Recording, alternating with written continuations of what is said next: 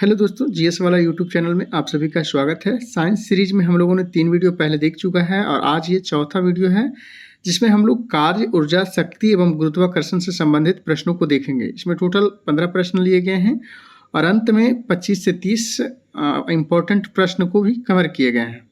तो चलिए शुरू करते हैं। आज का पहला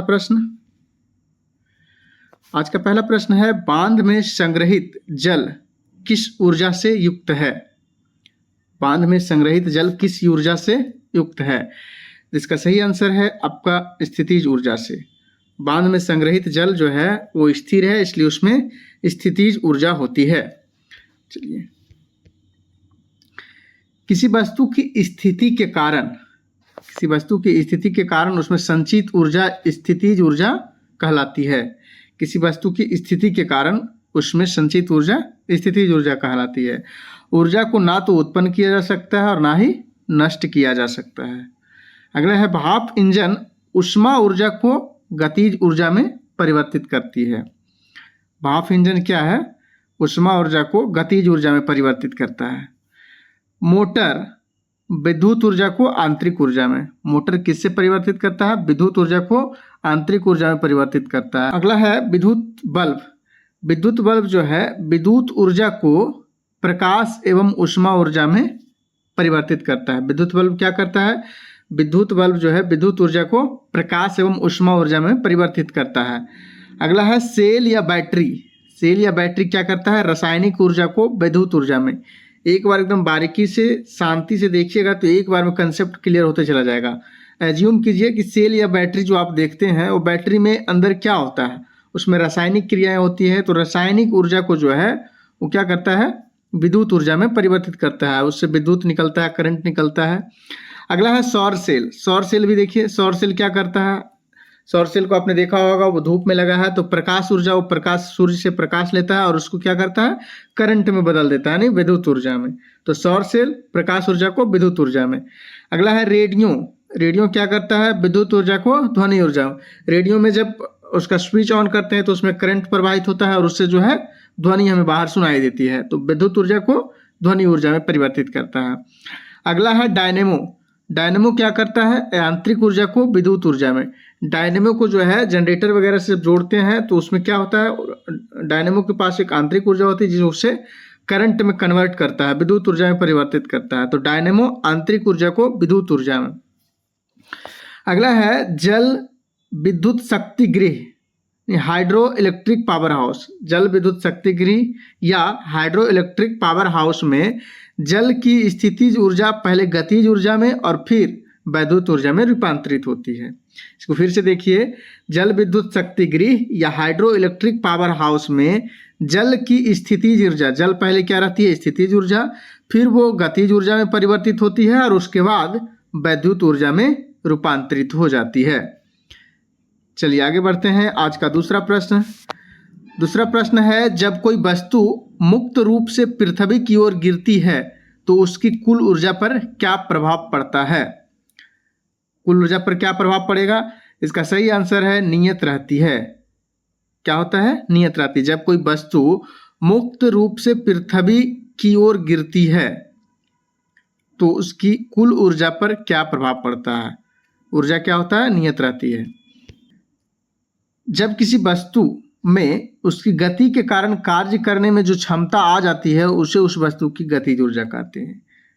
जब किसी वस्तु में उसकी गति के कारण कार्य करने की जो क्षमता आ जाती है उसे उस वस्तु की क्या कहते हैं?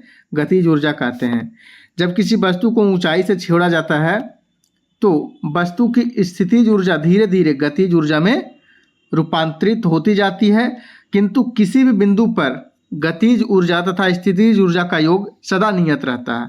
कहने का मतलब है, जब कोई वस्तु को ऊपर से नीचे छोड़िएगा तो पहले ऊपर जब वो रखे हुए थे तो वो स्थितिज ऊर्जा में थी और उसको जब नीचे छोड़िएगा तो क्या हो जाएगा? धीरे धीरे वो गति में आ जाएगी और वो गतिज ऊर्जा में बदल जाएगी।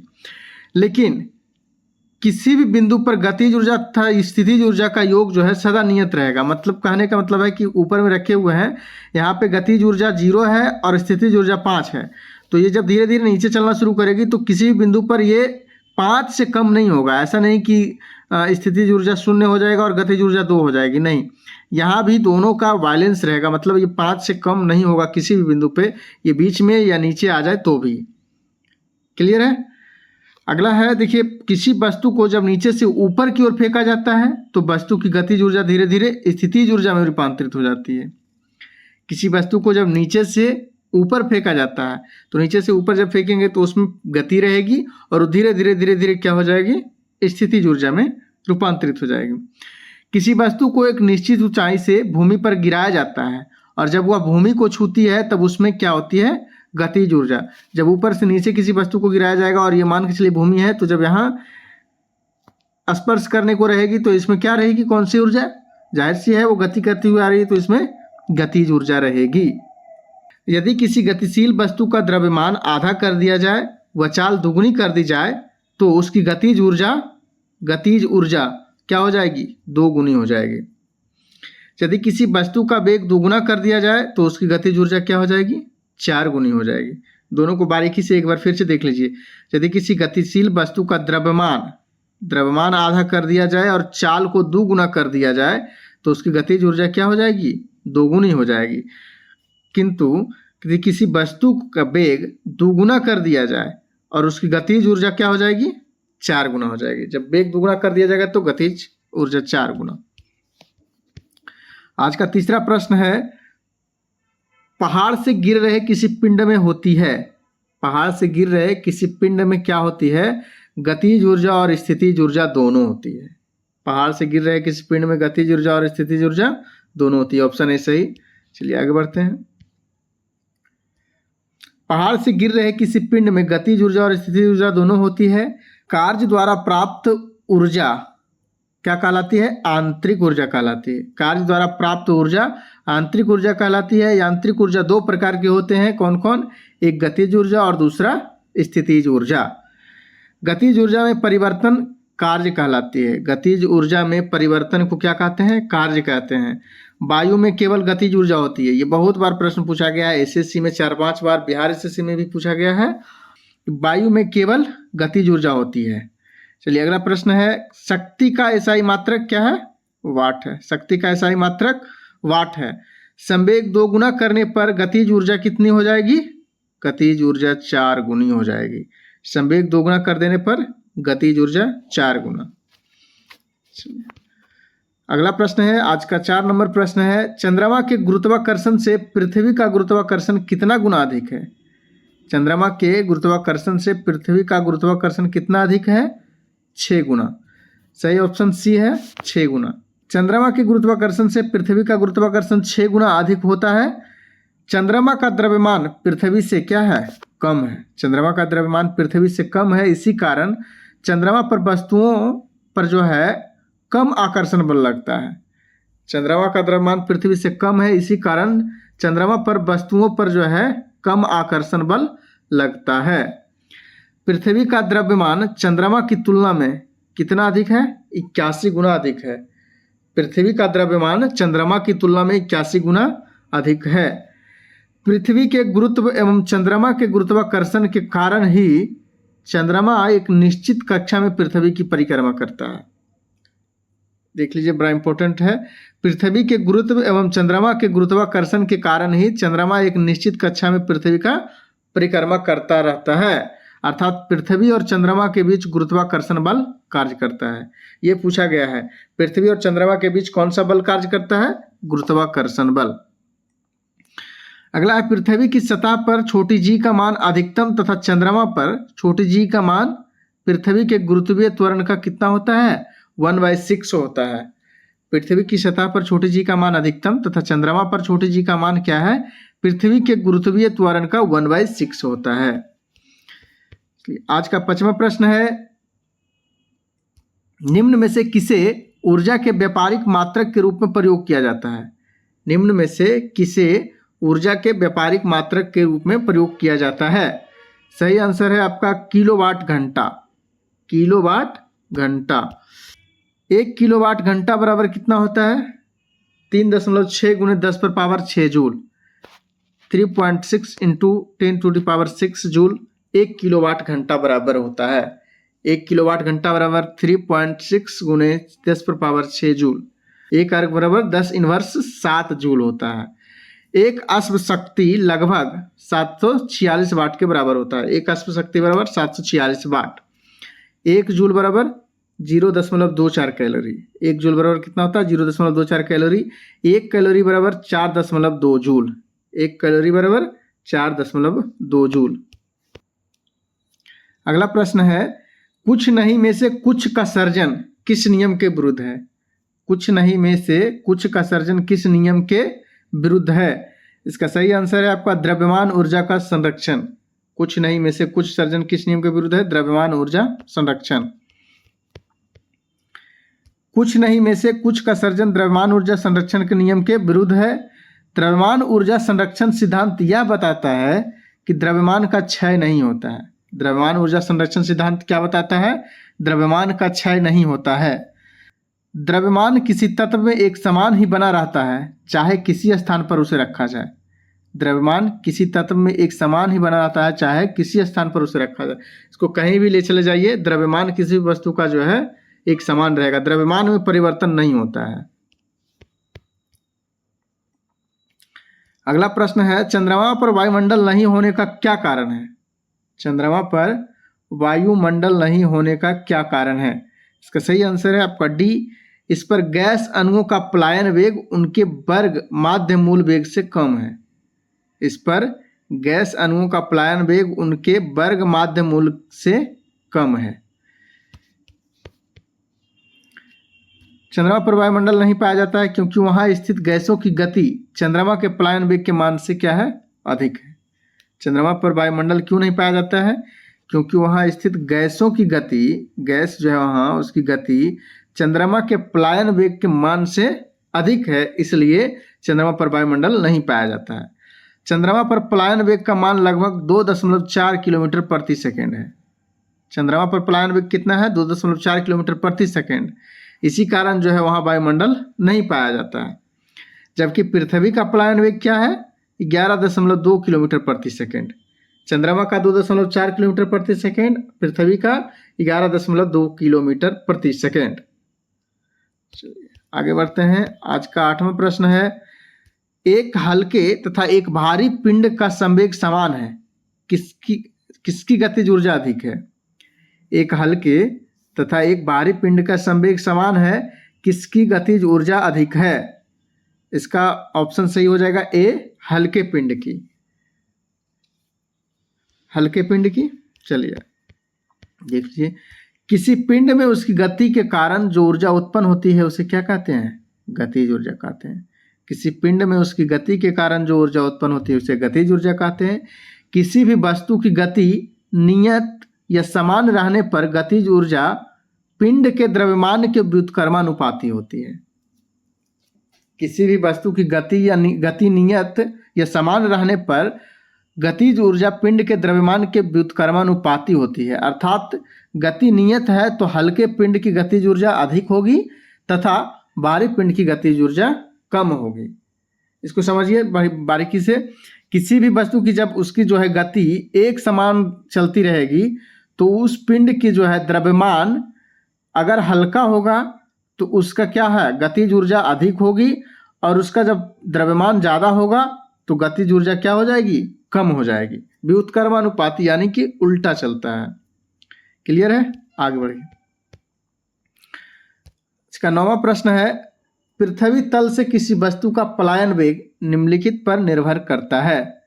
पृथ्वी तल से किसी वस्तु का पलायन वेग किस पर निर्भर करता है? इसका सही आंसर हो जाएगा आपका सी, प्रक्षेपण किए जाने के स्थान पर। किस पर निर्भर करता है? प्रक्षेपण किए जाने के स्थान पर। चलिए आगे बढ़ते हैं। आज का 10 नंबर प्रश्न है, आरंभ में एक स्थिर गोला फटकर समान द्रव्यमान के 2 टुकड़ों में विभाजित हो जाता है।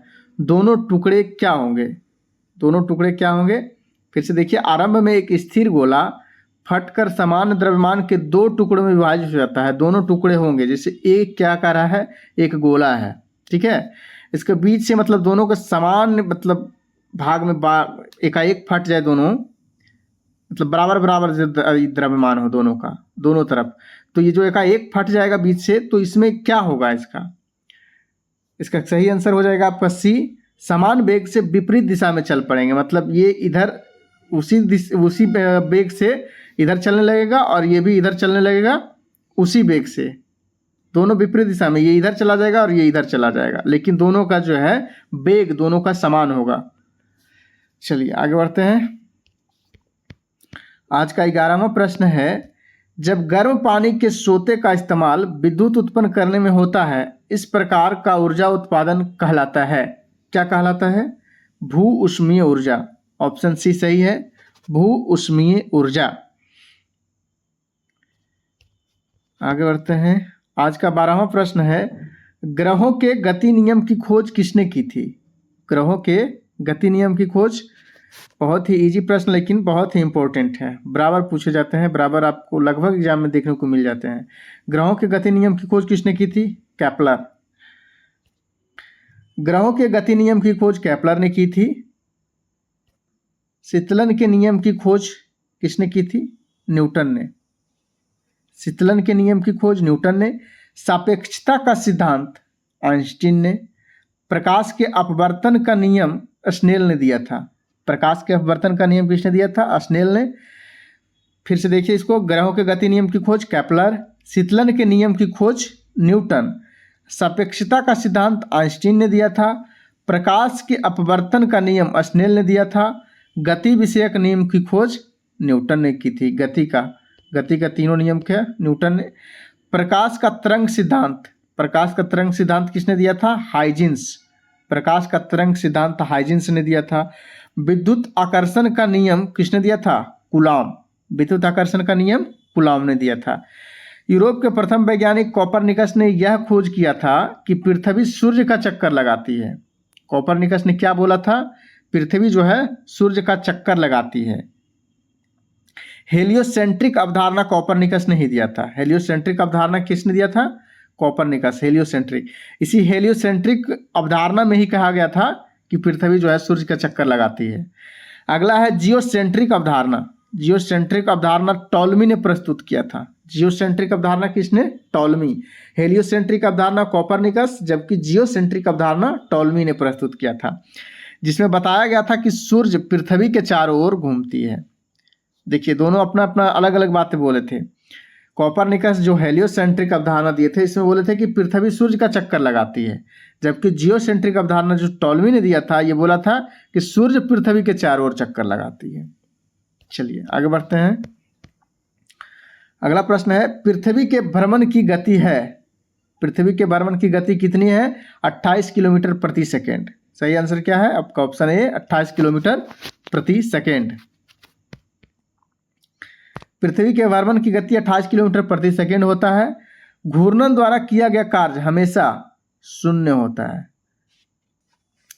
मानकर चलिए कोई ये घेरा है और इस पर जो घूमता है कोई वस्तु, तो ये क्या है? इसके द्वारा किया गया कार्य क्या है? शून्य होगा। अगला है जीओ। जीईओ का पूर्ण रूप क्या है? जीईओ होता है जियो स्टेशनरी अर्थ ऑर्बिट। जीईओ का पूर्ण रूप क्या है? जियो स्टेशनरी अर्थ ऑर्बिट होता है। चलिए आगे बढ़ते हैं। आज का 14 नंबर प्रश्न है, अंतरिक्ष यात्री निर्वात में सीधे खड़े नहीं रह सकते हैं, क्यों? क्योंकि वहाँ गुरुत्व नहीं होता है। ऑप्शन ए सही हो जाएगा। अंतरिक्ष यात्री निर्वात में सीधे खड़े नहीं रह सकते हैं क्योंकि गुरुत्व नहीं होता है। 14 का ए नंबर सही है। चलिए फटाफट हम लोग जो देख लेते हैं आज का इम्पोर्टेंट फैक्ट जो है, इम्पोर्टेंट क्वेश्चन। जब कोई वस्तु ऊपर से गिराई जाती है तो उसका भार क्या? अपरिवर्तित रहता है। जब कोई वस्तु ऊपर से गिराई जाती है तो उसका भार अपरिवर्तित रहता है। पीसा की झुकी मीनार गिर नहीं जाती है, क्यों नहीं गिरती है? क्योंकि गुरुत्व केंद्र से जाने वाली ऊर्ध्वाधर लाइन तल के अंदर रहती है। गुरुत्व केंद्र से जाने वाली ऊर्ध्वाधर लाइन तल के अंदर रहती है। एसएससी में कई बार पूछा गया प्रश्न है। पीसा की झुकी हुई मीनार गिर क्यों नहीं जाती है? क्योंकि गुरुत्व केंद्र से जाने वाली ऊर्ध्वाधर लाइन तल के अंदर रहती है। अगला है, गुरुत्वाकर्षण के सार्वभौमिक नियम का प्रतिपादन किसने किया था? न्यूटन ने। वह वैज्ञानिक जिसने न्यूटन से पूर्व ही बता दिया था कि सभी वस्तुएं पृथ्वी की ओर गुरुत्वाकर्षित होती है, वो कौन थे? ब्रह्मगुप्त। वह वैज्ञानिक जिसने न्यूटन से पूर्व भी बता दिया था कि सभी वस्तुएं पृथ्वी की ओर गुरुत्वाकर्षित होती है। ये किसने बताया था? ब्रह्मगुप्त ने। किसी पिंड का भार सर्वाधिक कहाँ होता है? ध्रुवों पर। किसी पिंड का भार सर्वाधिक कहाँ होता है? ध्रुवों पर। पृथ्वी के चारों ओर परिक्रमा कर रहा कृत्रिम उपग्रह इसलिए पृथ्वी पर नीचे नहीं गिरता है, क्योंकि क्यों नहीं गिरता है भाई कृत्रिम उपग्रह? क्योंकि पृथ्वी का आकर्षण उसकी गति के लिए आवश्यक त्वरण प्रदान करता है। क्योंकि पृथ्वी का आकर्षण उसकी गति के लिए आवश्यक त्वरण प्रदान करता है। यदि पृथ्वी का गुरुत्वाकर्षण बल अचानक लुप्त हो जाता है तो क्या होगा? तो वस्तु का भार शून्य हो जाएगा, किंतु द्रव्यमान वही रहेगा, द्रव्यमान परिवर्तित नहीं होगा। यदि पृथ्वी का गुरुत्वाकर्षण बल अचानक लुप्त हो जाए तो वस्तु का भार शून्य हो जाएगा, किंतु द्रव्यमान अपरिवर्तित रहेगा, वही रहेगा। हवा में लोहे और लकड़ी की समान भार की गेंद को समान ऊंचाई से गिराने पर क्या होगा? एक लोहे और एक जो है लकड़ी की समान भार की गेंद को ऊंचाई से हवा में गिराया जाता है तो लकड़ी की गेंद क्या होगी? बाद में गिरेगी, पहले लोहे की गेंद गिरेगी। चलिए आगे बढ़ते हैं। संवेग परिवर्तन की दर किसके बराबर होती है? संवेग परिवर्तन की दर बल के बराबर होती है। संवेग परिवर्तन की दर बल के बराबर होती है। अंतरिक्ष से गिरता हुआ पिंड पृथ्वी के वायुमंडल में प्रवेश करने पर क्यों जल उठता है? अंतरिक्ष से गिरता हुआ पिंड पृथ्वी के वायुमंडल में प्रवेश करने पर क्यों जल उठता है? वायु के घर्षण के कारण। वायु की ऊर्ध्वाधर गति को क्या कहते हैं? वायु की ऊर्ध्वाधर गति को वायु प्रक्षोभ कहते हैं। वायु की ऊर्ध्वाधर गति को वायु प्रक्षोभ कहते हैं। किसी पिंड के संवेग और वेग से प्राप्त मान क्या कहलाता है? किसी पिंड के संवेग और वेग से प्राप्त मान द्रव्यमान कहलाता है। तेल से अंशतः भरा हुआ टैंकर समतल सड़क पर एक समान त्वरण से जा रहा है। तेल का मुक्त पृष्ठ कैसा होगा? परवलयी होगा। मुक्त पृष्ठ कैसा होगा? परवलयी। जब देखिए ये टैंकर है, इसमें तेल भरा हुआ है, यहाँ तक ये समान गति से आगे बढ़ रही है, तो ये क्या होगा? ये तेल जो है ऐसे ये ऊपर चढ़ा हुआ रहेगा, इधर से घटा हुआ टाइप का ये तेल जो है इस ढंग के चढ़ा रहेगा, मतलब परवलयी आकार लेगा, परवलयी आकार। चलिए आगे बढ़ते हैं। अगला है कमानी तुला किसके नियम पर कार्य करता है? कमानी तुला हुक के नियम पर कार्य करता है। अगला है एक समान वृत्तीय गति सदैव क्या उपस्थित रहता है? एक समान वृत्तीय गति में सदैव क्या उपस्थित रहता है? त्वरण। वृत्तीय गति ये है, इसमें जो है एक समान गति से कोई चल रहा है वस्तु, तो इसमें क्या है? त्वरण जो है हमेशा उपस्थित रहेगा। अगला है सरल आवर्त गति के दोलन में किसकी आवश्यकता होती है? सरल आवर्त गति के दोलन में प्रत्यास्था एवं जड़त्व दोनों की आवश्यकता होती है। नाभिकीय ऊर्जा बायोमास ऊर्जा नहीं है। नाभिकीय ऊर्जा क्या है? बायोमास ऊर्जा नहीं है। अगर वीडियो पसंद आ रहा होगा तो लाइक करें, सब्सक्राइब करें, कमेंट करें और दोस्तों के साथ शेयर भी करें। चलिए अगला प्रश्न देखते हैं। एक व्यक्ति एक संवेदनशील तराजू पर खड़ा है। एक व्यक्ति एक संवेदनशील तराजू पर खड़ा है। यदि वह गहरी सांस अंदर लेता है तो तराजू की रीडिंग क्या होगी? तराजू की रीडिंग घट जाएगी। एक व्यक्ति एक संवेदनशील तराजू पर खड़ा है, यदि वह गहरी सांस अंदर लेता है तो तराजू की रीडिंग क्या होगी? घटेगी। पदार्थ के संवेग और वेग के अनुपात में जो भौतिक राशि प्राप्त होती है वह क्या है? द्रव्यमान। पदार्थ के संवेग और वेग के अनुपात में जो भौतिक राशि प्राप्त होती है वो क्या है? द्रव्यमान है। बल किसका गुणनफल है? बल जो है द्रव्यमान और त्वरण का गुणनफल है। F बराबर ma। F बराबर ma। बल किसका गुणनफल है? द्रव्यमान और त्वरण का। ऊर्जा संरक्षण का आशय है कि, ऊर्जा संरक्षण का क्या आशय है? ऊर्जा का ना तो सृजन किया जा सकता है और ना ही विनाश किया जा सकता है। क्वेश्चन ऐसे भी आता है कि ऊर्जा संरक्षण का सिद्धांत क्या कहता है? तो ऊर्जा संरक्षण का सिद्धांत कहता है कि ऊर्जा का ना तो सृजन किया जा सकता है और ना ही विनाश किया जा सकता है। सड़क पर चलने की अपेक्षा बर्फ पर चलना कठिन है, क्योंकि बर्फ में सड़क की अपेक्षा घर्षण कम होता है। बर्फ में जो है सड़क की अपेक्षा घर्षण कम होता है, सड़क पर घर्षण ज़्यादा होता है जबकि बर्फ में घर्षण कम होता है, इसलिए बर्फ पर चलना कठिन है। अंतरिक्ष यान जो अंतरिक्ष में चक्कर लगा रहा है उससे एक सेब छोड़ा जाता है तो वह क्या होगा? तो वह अंतरिक्ष यान के साथ साथ उसी गति से गतिमान रहेगा। वो सेब भी जो है अंतरिक्ष यान के साथ साथ जो है गति करती रहेगी। अंतरिक्ष यान जो अंतरिक्ष में चक्कर लगा रहा है, से एक सेब छोड़ा जाता है तो वह अंतरिक्ष के साथ उसी गति से जो है गतिमान रहेगा। पीसा की झुकी हुई मीनार गिर नहीं जाती, क्योंकि पीसा की झुकी हुई मीनार क्यों नहीं गिरती है? गुरुत्व केंद्र से जाने वाली ऊर्ध्वाधर लाइन तल के अंदर रहती है। पीसा की झुकी मीनार क्यों नहीं गिरती है? क्योंकि गुरुत्व केंद्र से जाने वाली ऊर्ध्वाधर लाइन तल के अंदर रहती है। वीडियो पसंद आया हो तो लाइक शेयर सब्सक्राइब करें। आज का वीडियो यहीं समाप्त करते हैं, मिलते हैं नेक्स्ट वीडियो में। तब तक के लिए जय हिंद, जय भारत।